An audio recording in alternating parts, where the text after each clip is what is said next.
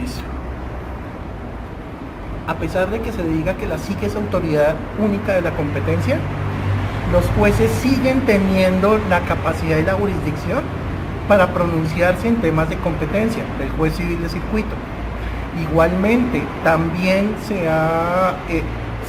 si una conducta ocasiona un daño a otra empresa, eso se puede ver a través del Tribunal de Arbitramiento, aunque hay una discusión muy grande en ese tema.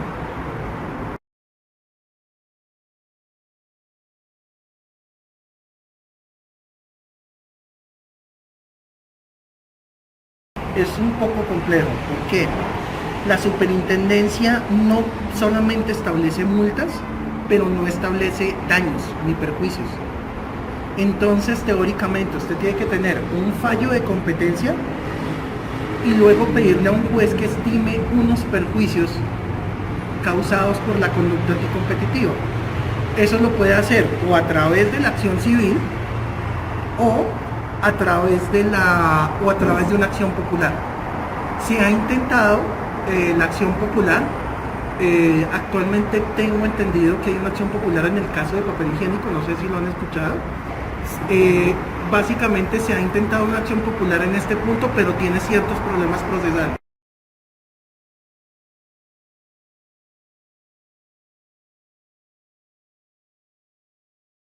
Bueno, como les dije, hay una confusión en los comerciantes entre el derecho a la competencia y la competencia desleal. Generalmente, no sé si ustedes han escuchado de que todo es competencia desleal.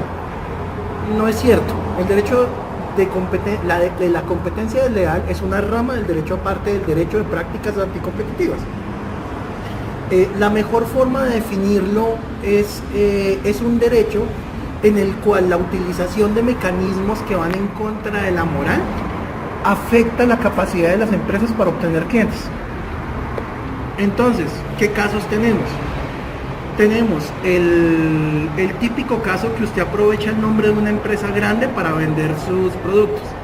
Entonces yo saco unas camisetas con marca Coca-Cola sin autorización de Coca-Cola.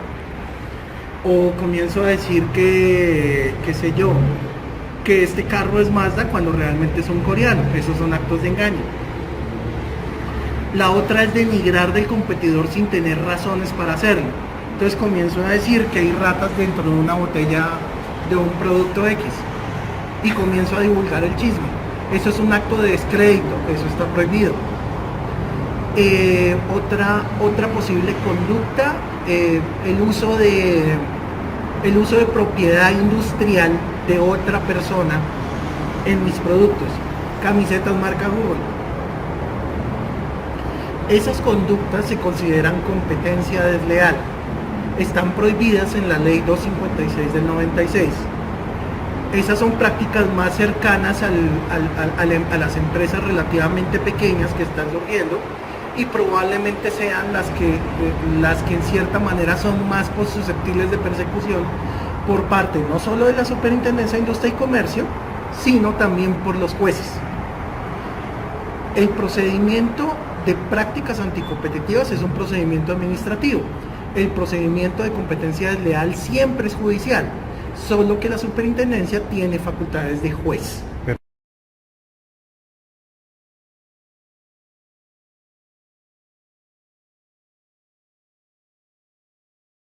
Bueno, yo creo que efectivamente hay una serie de casos que definitivamente afectan el mercado mundial.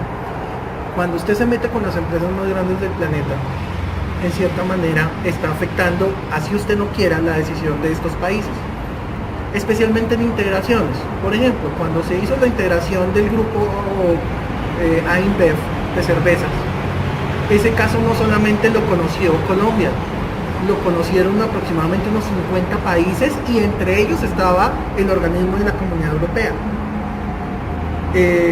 Usted podrá criticar esa decisión por haber aceptado la creación de un monopolio planetario en el cual básicamente usted ya no está escogiendo por el origen de la empresa, sino usted básicamente que escoge qué marca consumir. Pero una empresa gana todo. Ese caso, por ejemplo, lo tuvieron que observar muchas autoridades de competencia de todos los países. Existen mecanismos de cooperación para eso. Algunos están más desarrollados que otros. Digamos que el grupo en el cual se agrupan todas las autoridades de competencia se llama el International Competition Network, el ICN, donde están tratando de promover las mejores prácticas posibles para evaluar los temas de competencia y en cierta manera para generar un estándar único a la hora de la evaluación. Sin embargo, las críticas de los estudiosos dicen que obviamente como hay bloques económicos, algunos casos de competencia están enfocados a afectar o en cierta manera es un sistema de represalias cuando un país decide tomar medidas que contradicen los intereses de otro bloque económico. Entonces, por ejemplo, los casos de Microsoft, el caso del Internet Explorer, los norteamericanos se quejaron de que la Comisión Europea básicamente había tomado una decisión política para contrarrestar obviamente el inmenso poder que tenía Microsoft en esa época. Ese caso es importante porque en cierta manera muestra las dificultades de evaluar los temas de competencia.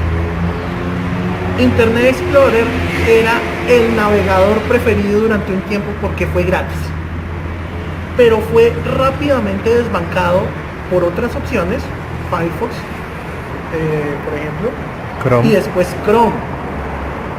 Cuando ellos evaluaron el caso de Microsoft, Internet Explorer parecía dominarlo todo y con eso configuraron la posición de dominio. Pero resulta que Internet Explorer tenía pies de barro, Google lo barrió rápidamente. Entonces uno se pregunta si la autoridad de competencia hizo un análisis juicioso o solamente se dejó deslumbrar porque era demasiado grande. Y volvemos a repetir el concepto que hablamos inicialmente de posición de dominio. Posición de dominio no es ser muy grande. Posición de dominio es actuar con independencia de lo que los demás hagan. Los demás pueden colocar promociones, pueden tratar de vender como sea y sin embargo este señor se mantiene ahí. Usted puede tener el 70% del mercado en este momento y mañana puede tener el 20%. Casos en Colombia, por ejemplo, donde usted puede ver una posición de dominio, probablemente, obviamente esto es sujeto a evaluación. Bavaria lleva sistemáticamente desde hace mucho tiempo el ser el número uno, casi con un 80% de consumo del mercado de cerveza. Por más de que haya cerveza artesanal, por más de que haya existido Leona, Bavaria sigue siendo el más grande. Eso es posición de dominio.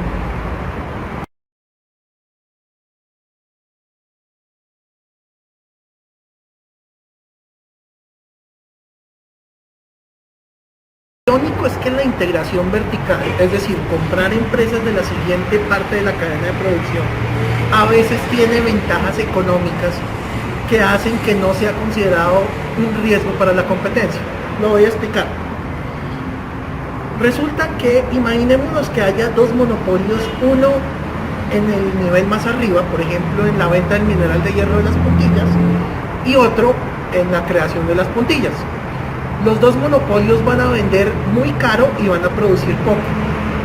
El efecto global es las puntillas son incomprables. Eso se llama doble marginalización. No es deseable en términos económicos. Si esos dos monopolios se integraran en uno solo, el efecto de doble marginalización se reduce. Porque, en cierta manera, los costos del monopolio de arriba ya no se trasladan al monopolio de abajo. En ese sentido, y va a resultar un poco extraño, es deseable que se integren los dos. El mercado mejora. Entonces, ¿qué pasa? Lo difícil de las integraciones verticales y de los acuerdos anticompetitivos verticales es que existe la posibilidad de que sea más eficaz. Voy a colocar otro ejemplo. Había un caso en el cual un productor de televisores le comenzó a fijar precios a sus distribuidores. Ellos alegaron acuerdo de precios. Pero resulta que el análisis de la autoridad de competencia fue el siguiente. Usted tiene al productor de televisores, digamos que son unos televisores muy finos, Philips. A Philips le interesa que sus distribuidores tengan una calidad y una presentación decente para que la gente considere que son televisores de lujo y por lo tanto los compren en razón al prestigio de la marca. Si usted no les fija el precio, entonces usted puede tener el efecto San Andresito, en el cual la gente va a gran estación a ver el televisor y a comprar en San Andresito. Ese efecto termina dañando y quebrando las empresas que están en los centros comerciales más caros, que es donde a usted le interesa que se vea la imagen de la marca en favor de estas empresas que no están cumpliendo con ese estándar. En ese sentido, la fijación del precio ayuda a que ellos puedan controlar la calidad de la imagen de la empresa y por ende todos se vean beneficiados. Por eso, desde el punto de vista de competencia, ese arreglo está permitido. Monopolio con un método industrial muy poderoso, con una estrategia de mercado muy bien montada, y eso no es castigado por el derecho de la competencia. Lo que castiga el derecho de la competencia es la utilización del burdo músculo financiero o maniobras para cortarle suministros o ingresos al otro. Eso es lo que castiga especialmente en las conductas de posición de dominio. Es cortarle a los demás. Usted puede ir por su carril como un caballo y ganar la competencia. Lo que está prohibido es hacerle zancadilla al otro.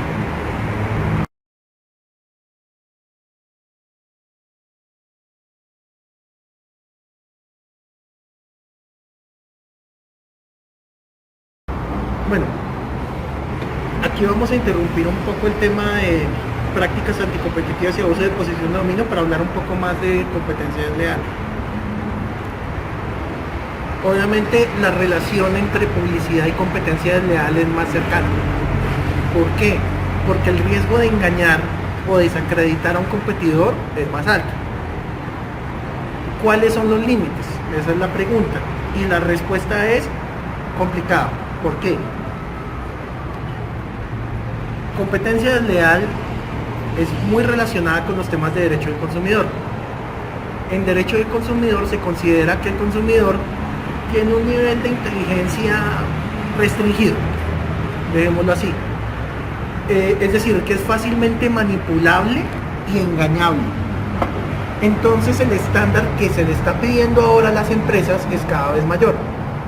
Entonces publicidad de hace unos años, por ejemplo de champús para pelo donde se inventaban una especie de superelemento químico que servía para hacerle crecer el pelo a la gente, ya no es posible en estos días. Hay que tener mucho cuidado con ese tipo de cosas.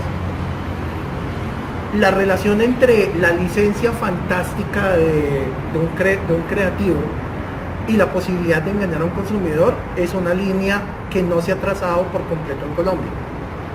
Vamos a ver casos.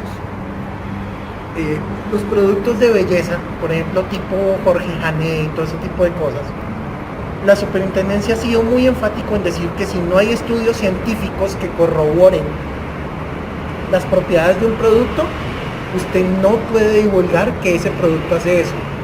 Si no hay estudios que corroboren que eso cure el envejecimiento, que adelgace, que le mejore el apapado, que le blanquee los dientes, no lo coloque en la publicidad. Está prohibido. Y lo pueden sancionar. Aunque puede ser o por competencia desleal o por derecho del consumidor, que es otro punto aparte. Los actos de descrédito, las típicas publicidades comparativas, en el cual usted pone a varios productos. Si usted no tiene un soporte que acredite que ese producto no tiene esa propiedad o que tiene ese problema, usted no puede colocar una publicidad comparativa. Eso está prohibido.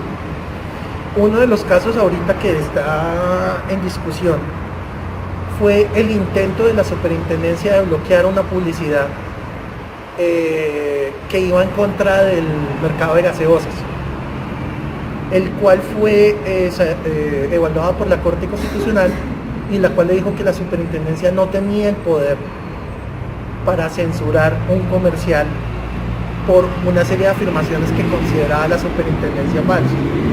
Sin embargo, en ese tema, digamos que la discusión era sobre los poderes de la superintendencia, no sobre el hecho de que en cierta manera faltaba un elemento respecto a esa publicidad y era que tuviera el soporte científico suficiente.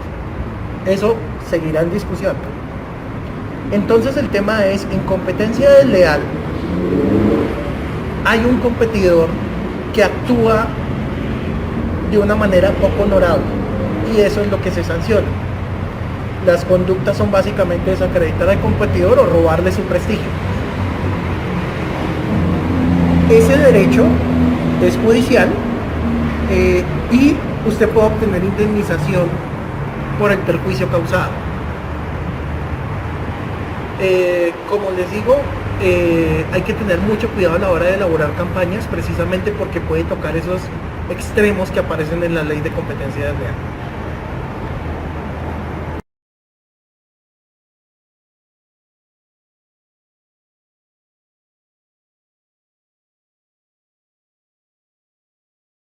Y son aquellas prácticas que se utilizan para fidelizar al cliente. Como ya vimos, técnicas de fidelización como la venta de productos atados y todo ese tipo de cosas tienen una línea en la cual usted pasa de ser una simple promoción de producto a ser una posible conducta de abuso de posición de dominio. También la discriminación de clientes, si usted es demasiado grande, tiene que observarse la clase de discriminación para evitar extraer lo máximo posible el excedente del consumidor. Esas conductas en el tema de mercadeo son fundamentales y hay que estudiarlas muy bien para no incurrir en las conductas anticompetitivas que aparecen en el decreto 21 de 1900, en el decreto 53 de 1992. Listo.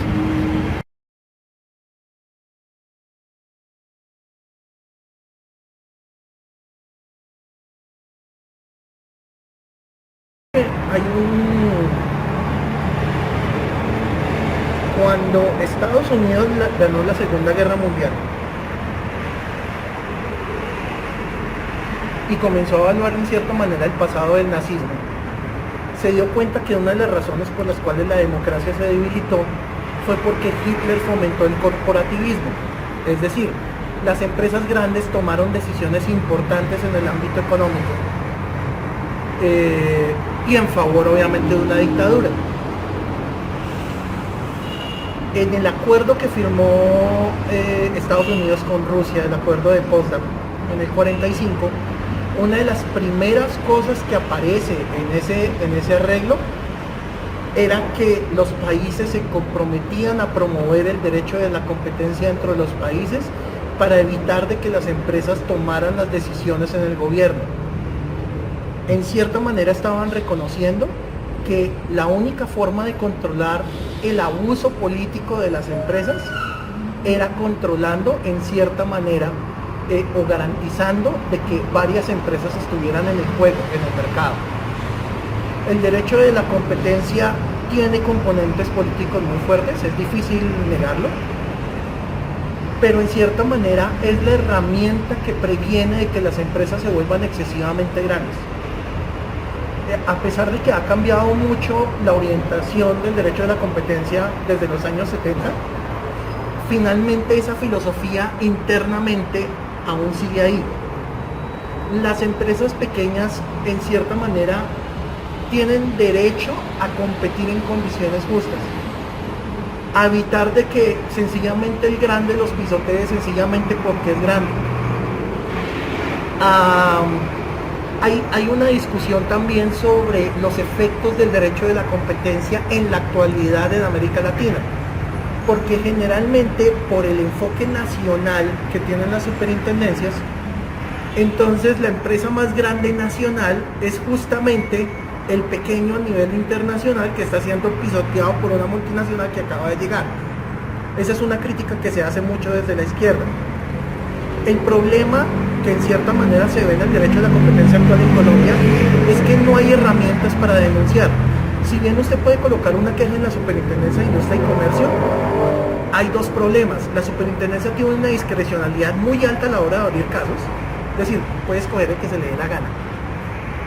Y dos, está el tema de significatividad, que es qué tan grande es el mercado en el cual yo me siento afectado. Ese tema, y el otro punto es la ausencia de un mecanismo eficaz para obtener indemnizaciones por conductas anticompetitivas. Esos son los temas que debería tratar una autoridad de competencia a futuro, y realmente muy posiblemente se vuelva en una necesidad. A pesar de que el derecho de la competencia está diseñado para controlar a empresas grandes, finalmente son todos los que nos vemos afectados cuando una empresa es tan grande que ya no la puede controlar ni siquiera el Estado. Mecanismos, por ejemplo, como la Comunidad Andina, también serían soluciones para el tema de multinacionales y evitar en cierta manera un juego estratégico que es jugar con las regulaciones de varios países para buscar la que se me acomode más. Un derecho a la competencia regional fuerte podría ayudar a solucionar estos problemas. Entonces, como se ve, sí es una herramienta, le falta algunos elementos para fortalecerla, pero digamos que es una posibilidad que se puede desarrollar en un futuro.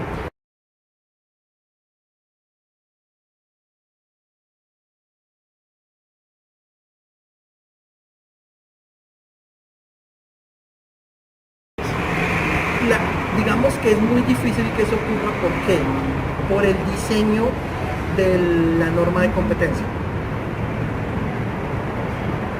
Colombia tiene una cláusula de jurisdicción que dice que toda conducta que afecte al mercado colombiano es susceptible de ser analizada por la superintendencia. ¿Qué significa esto? Que así el acuerdo se haga en el exterior, que así la empresa tenga un origen empresarial desde el exterior, tiene que responder en Colombia por algo que afecta al país. El problema actual con la Comunidad Andina es que esa cláusula está tanto a nivel andino como a nivel colombiano. Entonces hay una discusión de jurisdicción. En la Unión Europea se solucionó diciendo que la Comunidad Europea básicamente discute la jurisdicción con el país de origen y o lo puede asumir otro o lo puede asumir otro. Es decir, se garantiza que alguien va a resolver el caso. Y obviamente hay unos elementos para decir que una conducta es más de un lado que del otro. Y en la práctica, la mayoría de los casos son tramitados a través de las jurisdicciones nacionales.